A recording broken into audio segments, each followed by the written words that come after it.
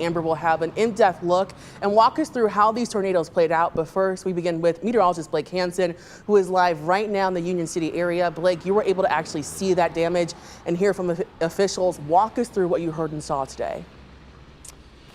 Yeah, Lauren, earlier this afternoon, we were able to assess some of the damage there in Union Lake, really just to the outside of the northern half of Union Lake. And the damage we saw there was extensive. Homes leveled, cars mangled, and a debris field that was a wide range, some of which of that damage stretching into Union Lake itself. Now, the National Weather Service has preliminary findings of at least EF3 damage that supports winds of at least 150 miles per hour. Do want to make it clear, though, that this is just a preliminary finding and that the finalized rating and the data assessed with it is still subject to change. Now, Branch County Emergency Manager Tim Miner stressed that no matter what the rating is, the focus is still for first responders, that this is now a recovery effort of that extensive damage.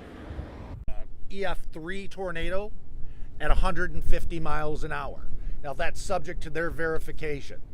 Does that matter? No. These people were still affected by something, right? We all know it was the wind. So let's not focus on this was an EF3 or EF4. We had lives lost and people. There is still hazards located within this environment. We are still working in a recovery operation. The rescue side operations has concluded at this point. We are working in a recovery mode.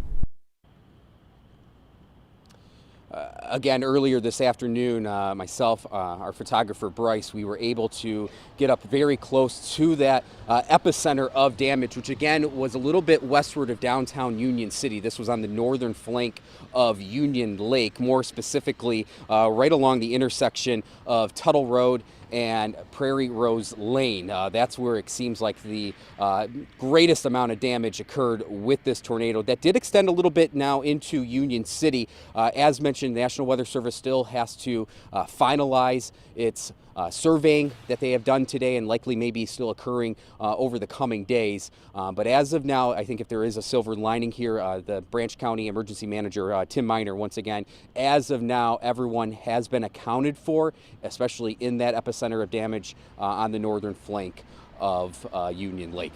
Back to you, Lauren.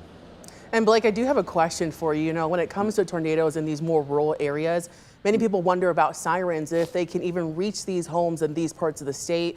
What was the situation there near Union City?